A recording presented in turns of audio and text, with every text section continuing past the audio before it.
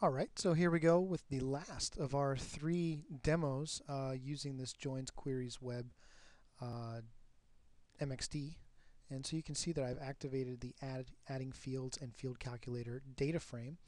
And so what we're going to be doing here is expanding those attributes for this particular shapefile. You may notice that I did change the name of Baltimore County LULC to Baltimore County Land Use.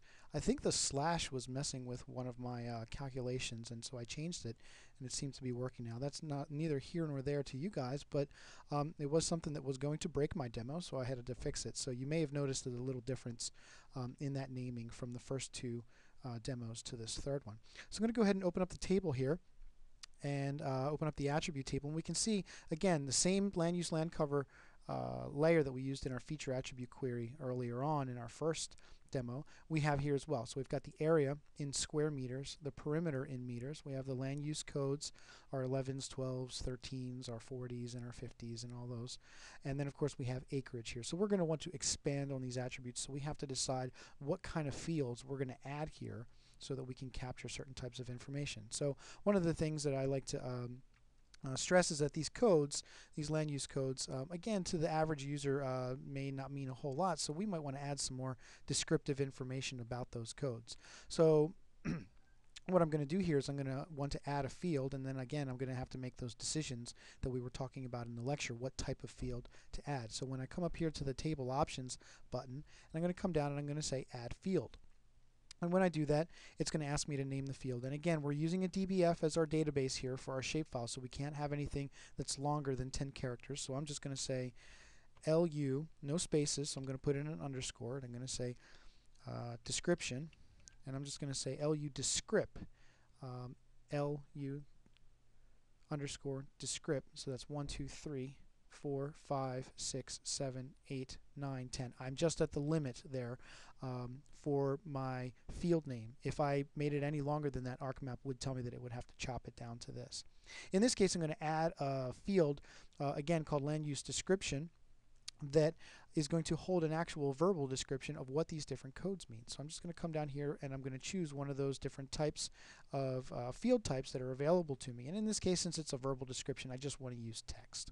And so it's going to change this to length, and it's basically telling me what's the maximum number of characters I could possibly plan to hold within that field. In this case, I'm just going to go ahead and take the default 50, because I don't think any of my land use descriptions are going to get any longer than 50 characters, including any kind of punctuation or any kind of spacing. So I'm going to go ahead and say OK.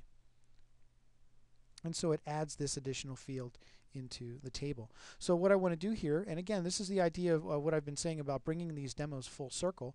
I want to work on these different land use codes one at a time and calculate what their descriptions are over here in this land use description field. So I'm going to want to come over here and do a query. And let's say, for argument's sake, I'm going to want to do all of the water first. So in this land use description field, I just want to put the term water, indicating that my land use is some sort of open water. So I'm going to query first just for those polygons, so I have to use LU code. Remember, LU descript is one of those fields in there, but it has nothing in it currently. So I'm going to go ahead and say land use description is equal to, I'm going to use my get unique values, and it's going to give me every possible land use code in this data set. And I know from my resource document that you guys have as well that 50 is the Maryland land use land cover for open water. So when I apply that, you can see that 28 records have been selected. And so I can scroll down to all the 50s, or I could just come over here and say show selected records, and there's all my 50s that are selected. If I close this table, I can actually see, well, what are we talking about? The Chesapeake Bay, Loch Raven Reservoir, Pretty Boy Reservoir, Liberty Reservoir. This is actually Lake Roland, which used to be part of the Baltimore City drinking water supply. And then, of course, some other smaller ponds that may have been large enough to merit it being shown on this land use land cover shapefile based on the person who did the interpretation. So I'm going to go ahead and open this back up, and I'm basically going to tell these 28 records that their land use description is going to be water. So what I did is I right-clicked on the field there. I'm going to come back and do that a little slower. So I came to the actual field that I want to do the calculating in, and here we are finally at the field calculator. So all this talk about calculating attributes and the types of attributes that we can put in, and this is the tool that we wind up using that is described as part of that field calculator unleashed document. So I go ahead and click on the field calculator, and notice that it has already put in the field for me. LU_descript is equal to whatever I say I want it to be. In this case, I'm going to say double quotes water, double quotes, and when I calculate that, it's going to populate that land use description. So instead of showing my map according to 11s, 12s, and 21s, and 50s, I can now show it according to these values. So I'm going to do just a couple more of these really quick. I'm going to go ahead and clear my selection here. And so now I have no records selected. I come back over here to show all records, and I've got all the records selected. So I'm going to go ahead and select for all the 11s. I could actually sort this ascending by right-clicking on the field and clicking Sort Ascending. And now I know I've got all my 11s and 12s and 13s in order, so I could very easily come over here to the last 11, click and hold, and I'm just going to scroll all the way up and select all 11s. Now that's kind of an interactive way of selecting all the low density residential. I'll just move that aside. You can see it's highlighted all of those polygons that are low density residential within the county.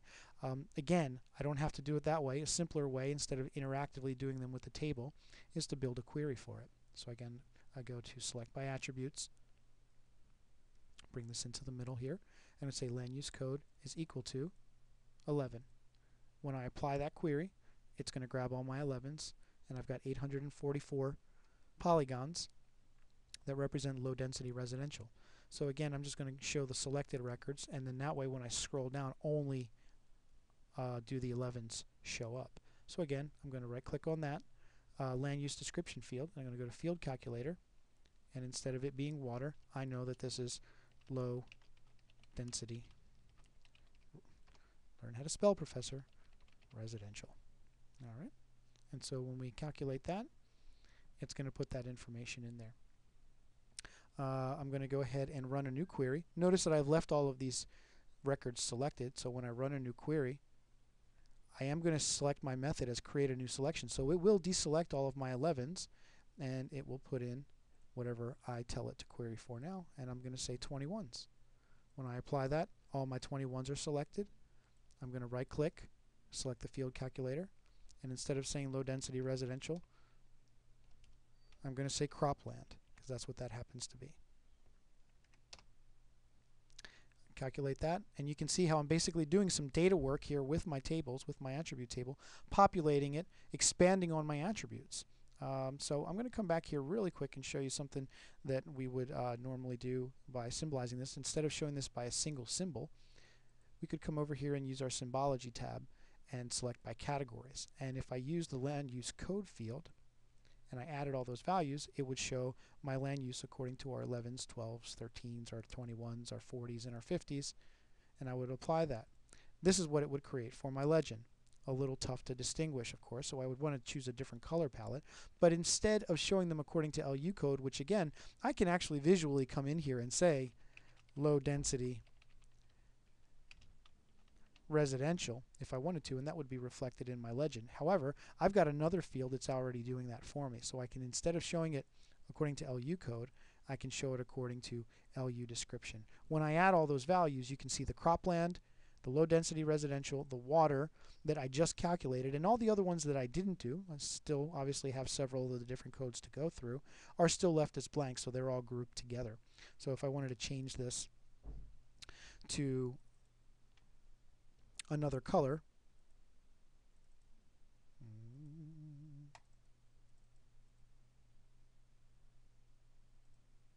not really sure what's going on there. Bear with me, sorry, minor technical difficulty. I'm going to select that nice blue for water. Maybe for low density residential, I would select maybe like a pink color. And then for cropland, for some reason my double click on that patch isn't working right now. Normally it does. But for cropland is what I'm doing. I'll maybe give that some sort of a yellow with some sort of a gray color. So when I apply that, now I'm showing all these polygons, and I didn't exactly pick the greatest colors for my outlines there, bear with me guys, but you can see my water. There's Loch Raven Reservoir. Here's my low density residential in pink, and what I can do is I can actually remove those outlines, and maybe that'll give it more of a visually appealing kind of look to my land use land cover, and I'll even do that with the water as well, just taking off the outlines there. All right, and then everything else, which I obviously have not gotten to, all right, is still in the green. So as I would go in and change those attributes and add those in, the colors would also be broken out by these different categorizations. All right. So here's what I'm going to do. I'm just going to take this back to a single symbol and keep it simple.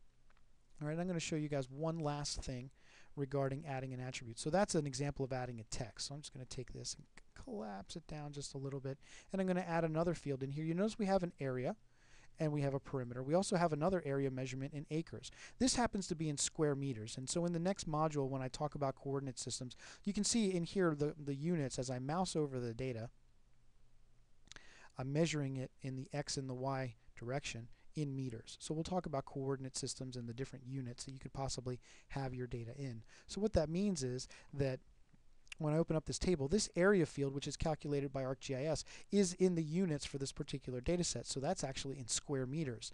Not exactly the most intuitive area calculation to use. The perimeter is also measured in meters. However, we have another field in here called acres, and so that is a little bit more intuitive when we're talking about land uses. But if I wanted to do another field, so I'm going to add another field, and I'm going to say, let's say we wanted to calculate the square mileage for those different land uses as well. I would have to make a decision again against what mathematical figure or what mathematical type of field type I would want to use: short integer, long integer, float, or double. So remember, this is more for short numbers, coded values, whole numbers.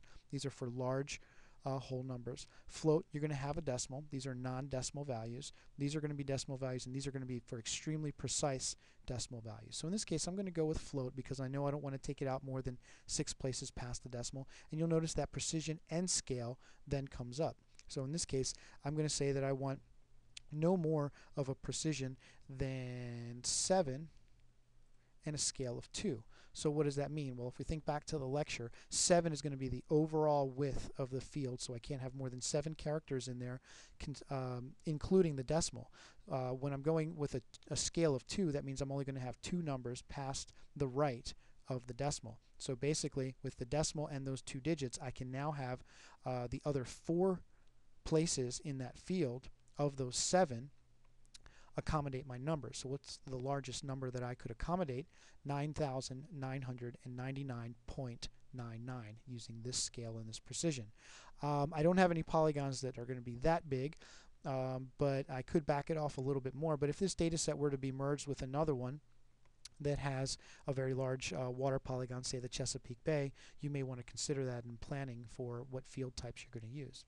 So I'm going to go ahead and say OK here, and I have this new field in here. It's a numeric field. It's waiting for some sort of information. Now, I can come in here and I can field calculator, use the field calculate, excuse me, I can use the field calculator. I can field calculate this particular field, and it's waiting for me to tell it the square mileage. Well, how do I calculate the square mileage? Well, as I mentioned in the demo, in the lecture, you can do mathematical operations here. So I actually could do acres is going to be, or square miles is going to be acres times some conversion factor, and I would just have to go and find out what the conversion between acres and square miles is. In this case, I could actually do it a lot more easily and let the software do it for me. So instead of trying to figure out that math and punching it in there so that it calculates square mileage based on each polygon's individual acreage, I can come in here and instead of using the field calculator, I can use calculate geometry. And so what that's doing, I'm going to go ahead and say, yes, I'm a trained professional. I'm going to make this calculation outside of an edit session. In a couple weeks' time, we'll be talking about editing data and being in edit sessions, so don't worry about that. In this case, I'm just going to go ahead and say, yes, I do want to continue. And so now you can see that it's got some information here about the coordinate system for that particular data, and it knows that it is in meters, so it can make the calculation and the conversion automatically. So instead of doing square meters, I want it to calculate for me the area in square miles, and so I'm going to go ahead and say OK. we're going to come into the next module talking about projections and coordinate systems, and so this information here is going to make a little bit more sense to you later on. And I am doing an area calculation. I am not doing a perimeter or the XY coordinate of any centroids. I'm doing the area of these particular polygons. So I'm going to say OK there, and that's going to calculate my square mileage, which in this case doesn't look like it did it correctly. I think I may have accidentally selected square meters. So I'm going to recalculate that. And there we go. That makes a little bit more sense. Bear with me, guys. So if I were to sort this descending, my largest polygon in that particular shapefile happens to be a water polygon that's over 51,887 acres, 81.07 square miles. So which one is that? Well, that's going to be the largest polygon, which is the Chesapeake Bay out here on the edge.